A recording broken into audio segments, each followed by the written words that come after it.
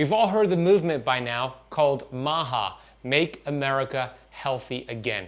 In this lesson, I'm going to share my 2 cents on Make America Healthy Again, and I'm going to reveal, and help you understand how Big Pharma keeps us sick and inflamed. Before we get into the MAHA movement, the first thing we want to start with is what the studies are showing in terms of lack of health, metabolic disease. This study from the University of North Carolina, Chapel Hill, 2018 study with thousands of participants, and they determined at the end of the study that only 12% of Americans are what they consider metabolically healthy. That means 88% of Americans are metabolically unhealthy. That's a big problem. Recent studies show that it's actually closer to about 93% of Americans being metabolically unhealthy, pre-diabetic, insulin resistant, obese and overweight, different forms of those different characteristics. So you can see this study showed that only 6.8% of adults have what they consider optimal cardiometabolic health. Another study from 2016 from the Mayo Clinic set out to determine how healthy do Americans live, how active are Americans and what they considered a healthy, active lifestyle. And they looked at 4 main characteristics to determine if Americans are actually metabolically active and healthy. The first characteristic was, number 1, they don't smoke cigarettes. The second characteristic was they get sufficient activity, moderate to vigorous exercise for at least 150 minutes per week. The third characteristic was they are eating a healthy diet. And the fourth marker was if they have a body fat percentage for males of less than 20% and for women less than 30%. Let me ask you, for those watching on YouTube, what percentage of Americans hit those 4 criteria that you see here on the screen? Don't smoke, get enough exercise, eat a healthy diet, and have healthy body fat percentages. What do you think, how many Americans hit that percentage? The study shows only 3% of Americans hit that criteria. You can see the study right here, and I'll reference it down in the notes down below. This graph is going to show you the obesity rates in the United States starting from 1985, and you could see here in 1985, the states that were light blue and moderate blue had about 10 to 14% percentages of people that had obesity. Now let's fast forward and see what happens over the next 20 years or so. You can see as the years go on, 1989 to 1990, more states are developing blue. We see dark blue, which is 15 to 19% in 1995. Then in the late 90s, it gets over to the yellow, which is 20 to 24%. And by the early 2000s, we start to see states that have obesity rates from 25 to 29%, and in some states 29%. Now Harvard is saying this, they just put out this article, and it's stating that by the year 2030, 50% of the entire population in the United States will be classified as being obese. Not just overweight, but half of the population will be obese in just a matter of a few years. More stats from the CDC and cancer.org show the following. They're showing that 1 in 3 women in the United States will be diagnosed with cancer. In men, it's 1 in 2. About 60% of Americans have either diabetes or prediabetes. I would estimate it's even higher. People are just unaware. They're living a life with diabetes or prediabetes, and they just have not been diagnosed. And check out this stat. They're saying that by the year 2032, 1 in 2 children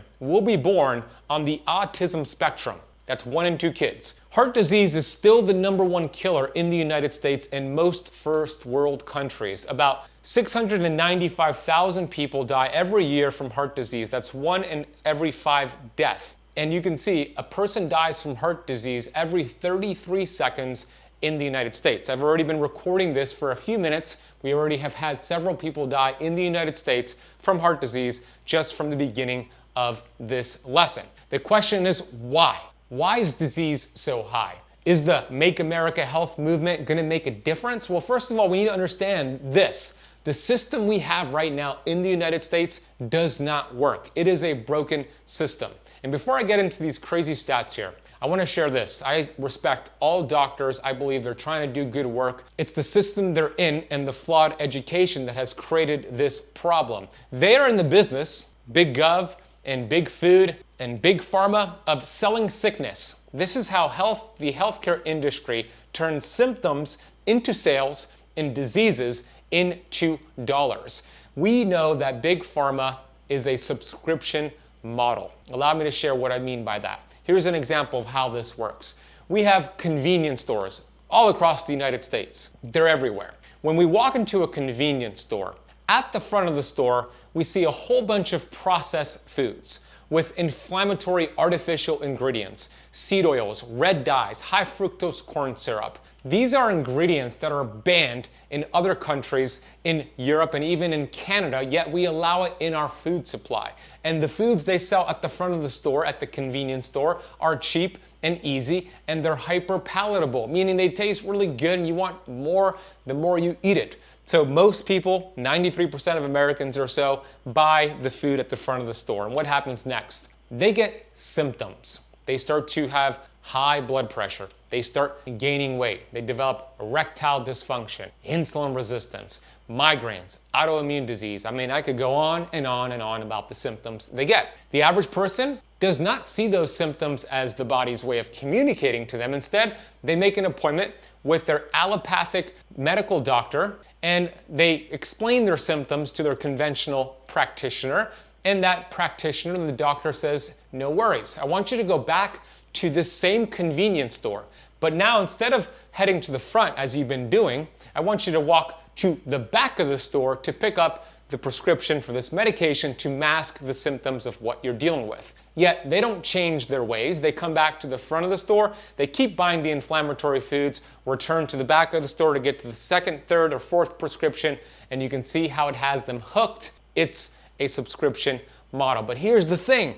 Symptoms are a beautiful gift from your human body. Inside of your body, you have an innate intelligence called the innate intelligence. It's an inner physician, and it's the world's greatest doctor. It's put there to heal your body, meaning God built your body to be self-healing. There's not a medication, a vaccine, a shot, a surgery, or a diet that can replace the healing powers you have within all 70 trillion of your cells. When you have a symptom, this is your innate intelligence's way. Your body's communicating to you to get you back into homeostasis. The symptoms are your body's check engine light. If you were driving on the highway in your car and your check engine light turned on, what a gift. It shows you something's wrong. Would you just cover up the light or find a way to turn off that light and keep driving? Well, some people do, and they end up in big trouble. The goal is to pull the car over, open up the hood, find out what the actual root cause is, remove that interference, and the symptom, the check engine light, goes away. You are now safe to drive your car. Same thing with the symptoms you're dealing with. We have been brainwashed to believe that symptoms are a problem, and we should hate symptoms and hate diseases and hate these diagnoses. But here's the thing. They're gifts from your innate intelligence, and the sad truth is a cured patient is a lost customer. This leads me to a really important part of this lesson. Neville Goddard said, "We are only limited by weakness of attention and poverty of imagination." What do we mean by that? Well, you have this universal intelligence within your body called your mind. And you have a conscious mind and you have a subconscious mind. 95% of your health and your results in life come from your subconscious mind. And what happens in your environment, the conversations you have, the TV commercials, the billboards, the friends, family, coworkers, social media, mainstream news, your social media feed, all of that goes into your subconscious mind, creating weakness of attention. Allow me to explain how this works. I love my mom. Here's a photo of me and my mother. If you're listening on the podcast, you have to go to youtube.com/KetoCamp to watch this lesson and see the presentation slides. My mom is a superhero. I love her. She's done so much for me. Every Thursday, I drive to my mom's apartment, and she makes me and my fiance an incredible dinner, a Persian feast. She is from Iran, we are from Iran, and she makes delicious Iranian food. And we have an amazing time. But there is a problem at the dinner every time I go over on Thursday. She has the television on. And what do I see on the television? television commercials, TV commercials. It's one big pharma commercial after another. And then there's some big food commercials, but it's Cialis, Viagra. Oh, you can't sleep, take an Ambien. It's this big pharma commercial that leads to the next big pharma commercial, and it's nonstop. And I was thinking, oh my gosh, is every single commercial from big pharma? And I did some research, and I'm going to reveal this to you today. What percentage of cable TV commercials in the United States are directly funded by big pharma? The answer is 75%, at least in 2020. It probably is even higher after COVID. 75% is what the studies show of commercials are funded by big pharma. The next question I asked is, okay, out of the 195 countries, how many of them allow big pharma to market directly to the consumer?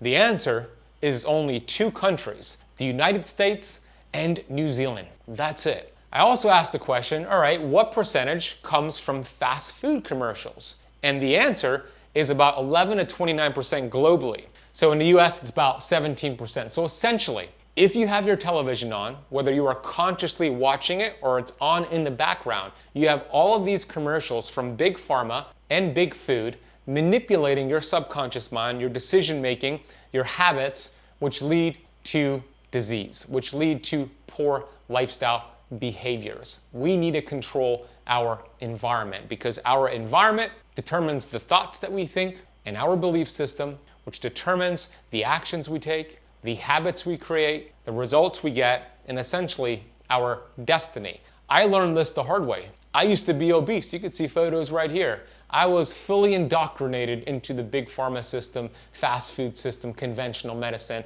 and I suffered with physical obesity. This is me at 250 pounds. Mental obesity. I was depressed and suicidal. I was addicted to fast food. You can see some photos of me in my early 20s. You can see how unhealthy I was. This is when I was 23, 24 years old. Here on the screen, I'm 40 years old, and I was dealing with the following: a broken metabolism, physical and mental obesity. I was pre-diabetic, I had high blood pressure, and I had metabolic syndrome. And I was looking for answers. I made appointments with my conventional doctors, and I explained all the symptoms I was dealing with, 24 years old. And I also had erectile dysfunction, by the way. And the doctor would simply prescribe a medication and suggest that I just simply eat less and move more. That doesn't work. We already know cutting calories does not work for weight loss, at least sustainable weight loss, and symptoms are a gift. We don't mask them. So I had to learn. And here's the thing.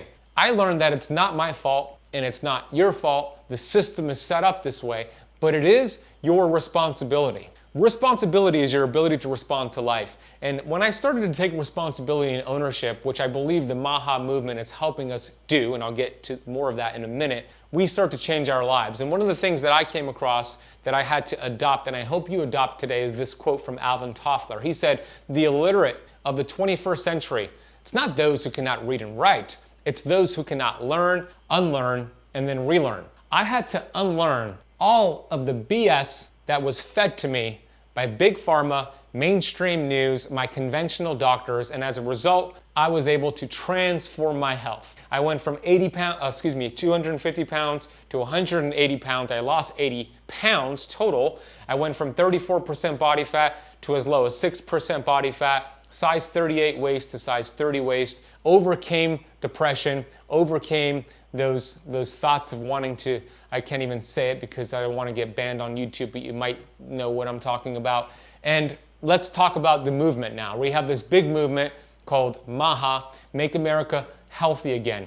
And Robert Kennedy Jr. has an interesting track record. He's been appointed to lead this movement. And this lesson is not political, although once you bring up 𝙎𝙎 or bring up RFK, I guess it automatically becomes political, but I'm not coming from this from a political sense. But here are some of the things that RFK has been able to do. And by the way, I'm being mentored. I've been mentored by the greatest person in the health space, Dr. Pompa. And I remember 3 or 4 years ago, he brought on RFK to a Zoom training call, and RFK laid it all out for us, and here's what he talked about. So here are some of the things that he did. RFK served as the chief prosecuting attorney for Riverkeeper, an environmental organization focused on protecting the Hudson River and other waterways. His environmental work often intersected with public health, emphasizing detrimental effects to pollution on human health, especially toxins in water and air. If you really want to learn how dangerous our water supply is these days, watch a movie called Dark Waters. I don't know if you've ever seen that movie, but it'll blow you away about DuPont and 3M and what they did to poison us with our water supply and some of the products they were producing. RFK has long advocated against mercury emissions, which is a heavy metal from coal-fired plants, due to the detrimental impacts on neurological health. RFK has raised awareness about mercury exposure through vaccines and seafood, emphasizing its risks to children and pregnant women. He founded the Children's Health Defense. I've been donating to them for years, by the way, an organization advocating for vaccine safety, informed consent, and reducing exposure to environmental toxins. His work through the Children's Health Defense includes lawsuits and campaigns to industries accountable for health-related harms, especially those affecting children. He's been a vocal critic of pharmaceutical companies. That's why they're going after him, by the way, and government regulatory agencies like the CDC and FDA, arguing that conflicts of interest can compromise public health policies. He has called for greater transparency in vaccine safety, research, and regulatory processes. What I love about RFK is that he is focusing on environmental toxins. And I believe, yes, our nutrition is so poor, people are sedentary, we're not active, we're not moving the body, and those are bad. But I believe the reason why we have 93% of Americans being unhealthy, metabolically unhealthy, is because of environmental toxins. And he played a key role in several lawsuits against these corporations accused of polluting the environment or producing harmful products to human health. And let's discuss the toxicity part. This is a really important part of the lesson here, because where are these toxins coming from? Well, here are some ways we're getting exposed to these toxins. This study from the University of Newcastle showed that the average person consumes around 2,000 tiny pieces of plastic each week, which is about 5 grams, which equates to the weight of the average credit card. This study shows the average American is eating a credit card in plastic every 7 days, okay? This is another source. Easy win for you. Well, let me go back here a second. Easy win for you, use glass water bottles. Don't heat up plastic Tupperware. Store your food in glass Tupperware. Glass is where it's at. I have a bottle of water right here that I drink, and it is in glass because I don't use plastic as much as possible. I try to avoid it. Another exposure is from receipts, cash register receipts. Check this out. Studies have found that individual thermal receipts can contain BPA that is 250 to 1,000 times greater than that in a can of food. So the next time you're at the grocery store or the gas station and they hand you the receipt, say, "No, thank you. I will see this on my statement. I don't need the receipt." Do not grab that receipt. People put it in their pocket. Their pocket gets contaminated with BPA. Women put it in their bra and it gets absorbed by their breast. This is not good. This creates cancer and a lot of problems. And it also leads to weight gain and weight loss resistance. And I already mentioned, Harvard is saying by the year 2030, 50% of the population will be classified as obese. I don't think it's because they're eating too much and not moving enough. That may be a problem, but I think it's a toxicity issue. And it's not about calories, by the way. There's numerous studies, which I'm going to share with you right now, that show it is toxins that's causing obesity, diabetes, prediabetes, PCOS. The Journal of Diabetes Investigation even proved this. They're called New Risk Factors for Obesity and Diabetes, Environmental Chemicals. So just telling, and here's a big pet peeve. We have doctors, these social media influencers, fitness coaches, personal trainers, and look, I used to be one of them, who tell their clients in their online community, you're overweight, just eat less and move more.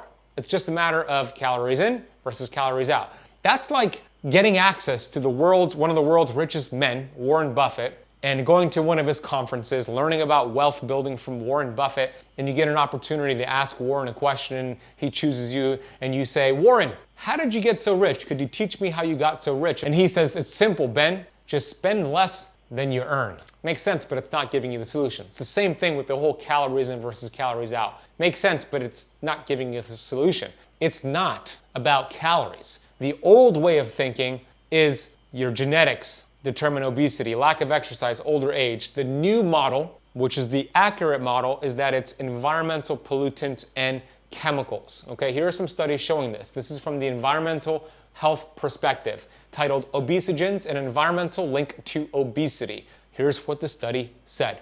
Many in the medical and exercise physiology communities remain wedded to poor diet and lack of exercise as the sole causes of obesity. However, researchers are gathering convincing evidence of chemical obesogens, dietary, pharmaceutical, and industrial compounds that may alter metabolic processes and predispose some people to gain weight. So these are toxins called obesogens. They enter the body, activate a pathway called 𝙃-PAR-gamma, which enlarge fat cells and create obese animals and obese human beings. Okay, more on this in a second. This study also showed that this is the case. So the body stores these toxins, these lipophilic, fat-loving toxins, in our fat as a survival mechanism to prevent them from freely circulating in the body.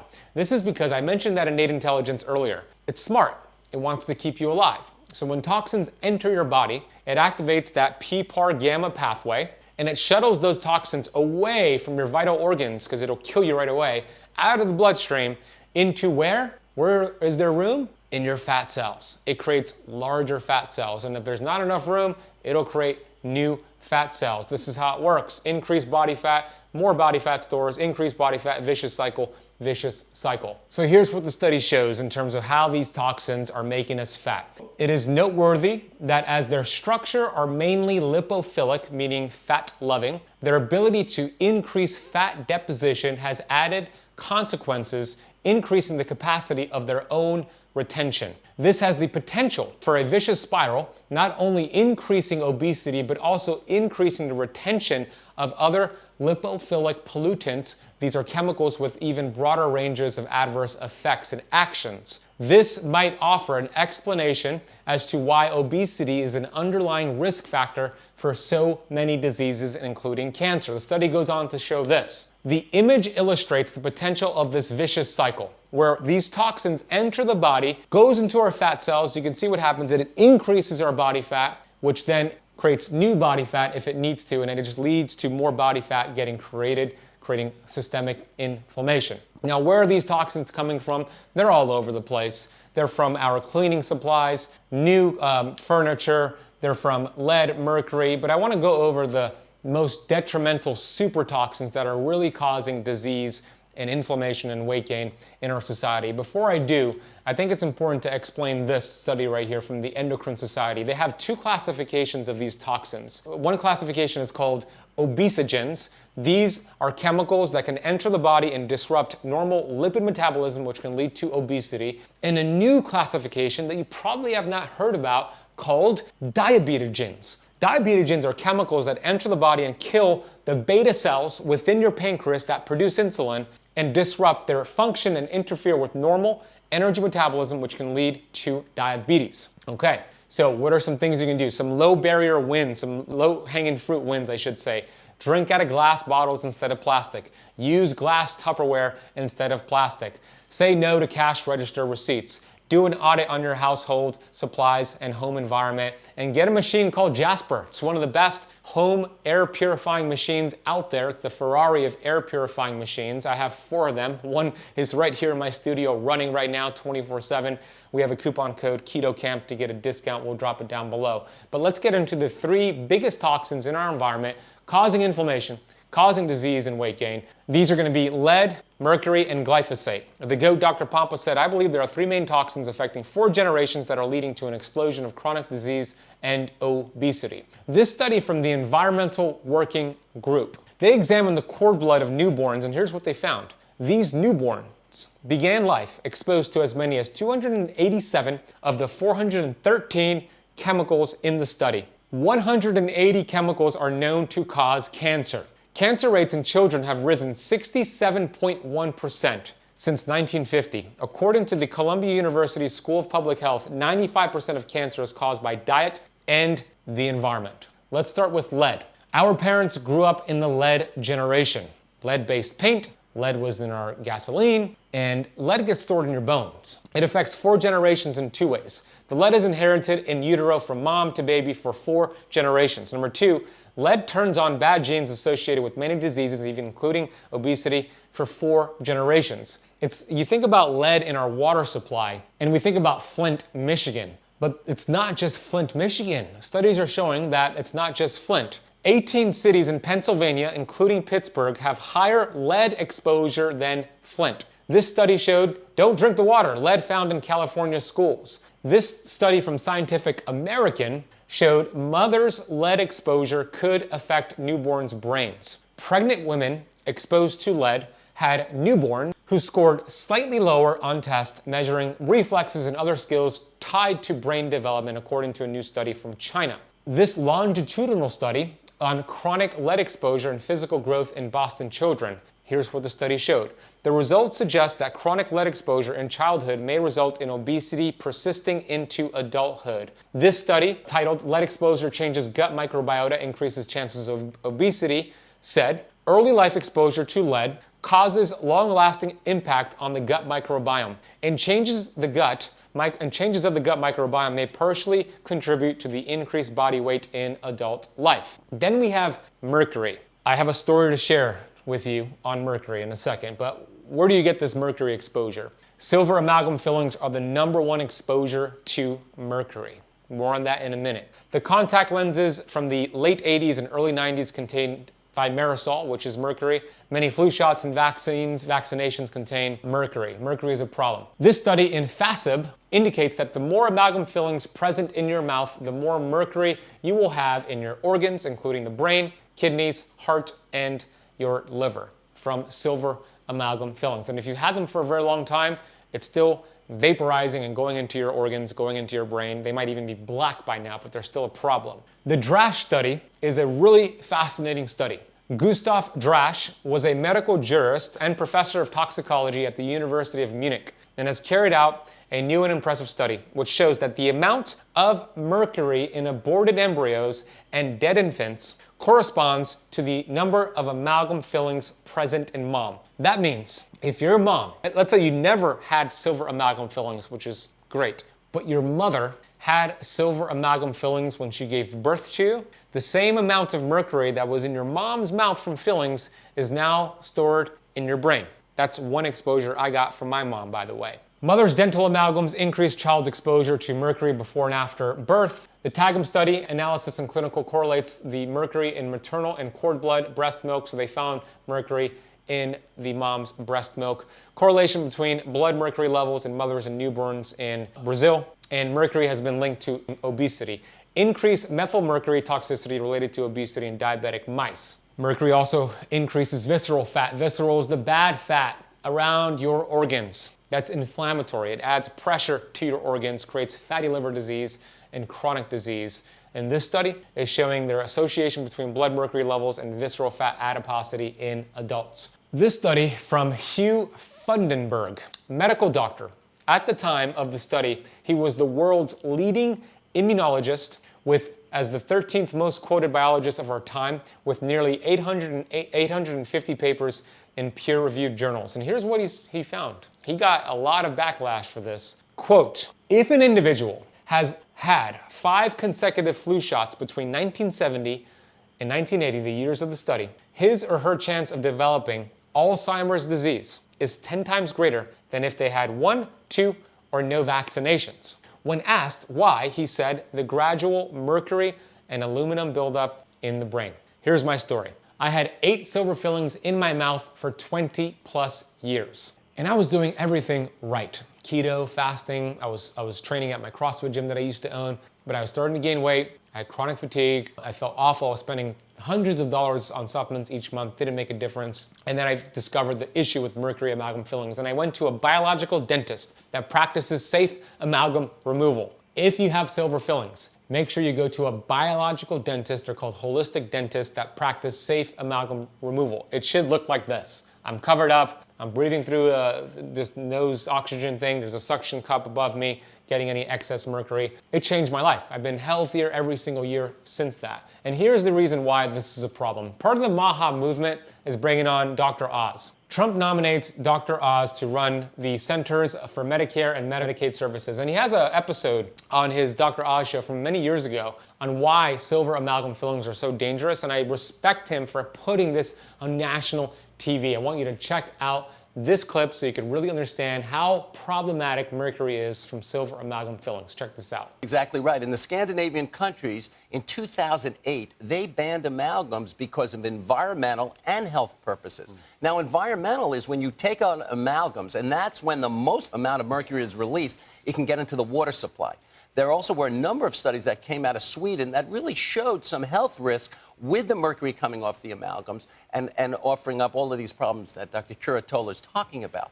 Walk me through exactly how the mercury gets out of the amalgams. I mean, we talked about this vaporization that was not known to even exist, a few decades ago. That's exactly right. So whenever the amalgam starts to wear, any type of contact, so imagine chewing, people who grind their teeth, people who have there are factors that increase the amount of mercury vapor coming off, the amount of amalgams in your mouth.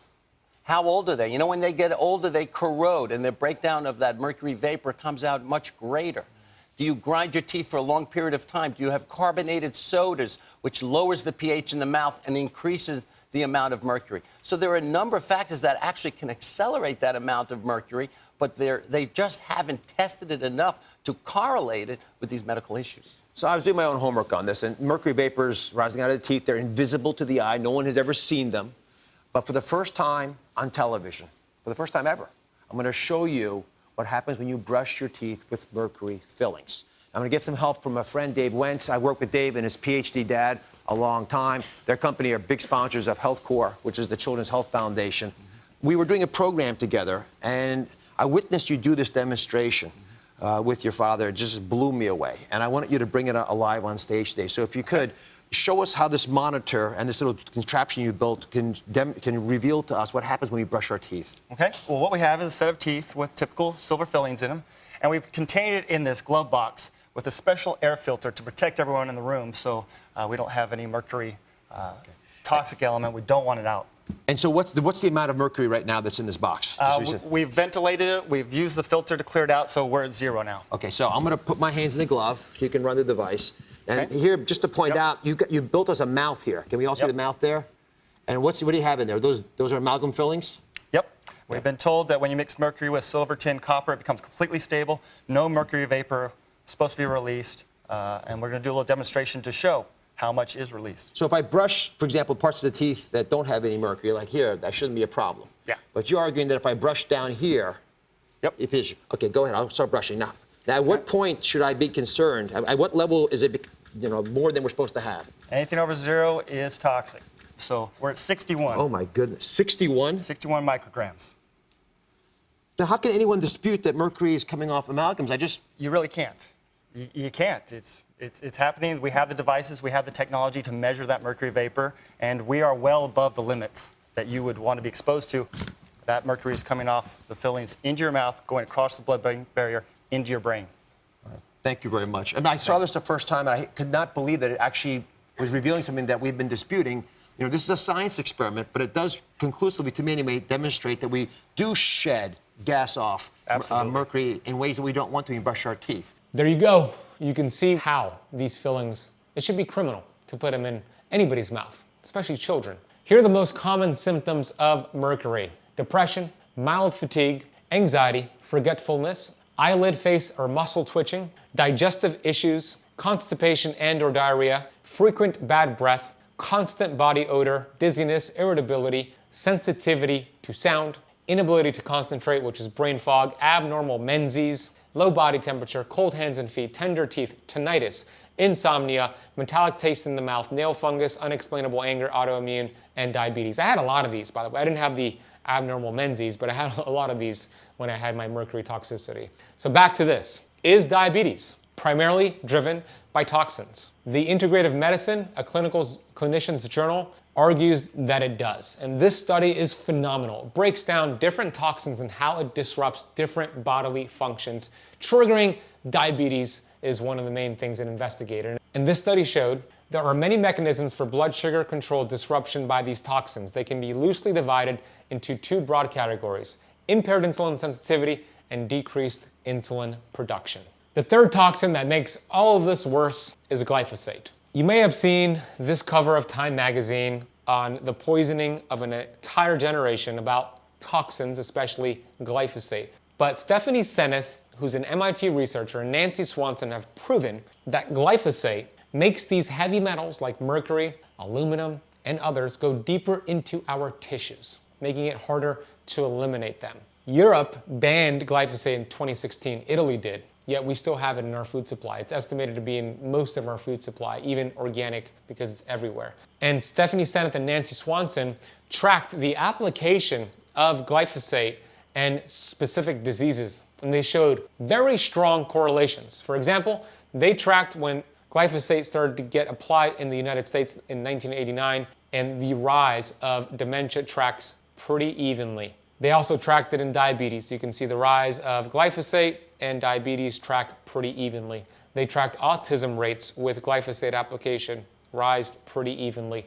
They tracked Alzheimer's with the application of glyphosate, also tracked evenly. And lastly, they also tracked Parkinson's with the application of glyphosate, and it tracked pretty evenly as well. So we have an issue. And Make America Healthy Again, I don't know if it's gonna work. I believe it will. I love what RFK has done in the past. I love some of the rock stars the administration's bringing on board. I just know we need to change. The current system is not working. It is not healthcare, it is sick care. And we are down the wrong path. Something's gotta change. And if Make America Healthy Again is it, I'm all for it. It remains to be seen, but you know me, I will show up, I will educate, I'll be here to help empower you and help you understand how incredible your amazing human body is. And I wanna share this really important news with you. I have a brand new book coming out on May 13th, 2025 called Metabolic Freedom. In this book, the first half explains the causes of metabolic disease. The second half gets into the solutions with a 30-day plan that takes it all together for you to achieve metabolic health and metabolic freedom within 30 days. This will be the greatest book you've ever read on metabolic health or listened to. I'll be narrating the book, and you can actually order it right now. This is the first time I've announced it. I'm going to put a link for the book in the notes down below. You can order it right now. Go get it. Make sure you read the book or listen to the book. It'll change your life. It's called Metabolic Freedom, and go to the link down below to go get it. I hope this lesson was valuable. Please share it with somebody you know. I know I offended some people just talking about MAHA and RFK, but that's okay. I needed to speak the truth. I'm just for a metabolic health, and if MAHA is the way, I'm for that as long as people get healthier and we get rid of this corrupted system called sick care, where it ties big food with big pharma and big gov. We need to disrupt this, and hopefully this is how we do it. If you love this, which brings me to the quote that Einstein said, "Intellectuals solve problems, geniuses prevent them." Go be a genius, prevent the problems, go read the book, it'll help you accomplish that. And if you loved today's lesson and you're looking to burn visceral fat, the nasty fat around your organs, check out a recent video I just launched all about this. Here's a clip, and I'll see you in that next video. The first step to burning visceral fat is to lower a hormone called insulin. When this hormone insulin is elevated, a ton of visceral fat gets stored around your belly. This is a problem because that visceral fat applies pressure to your heart, your kidneys, to your liver, and your pancreas.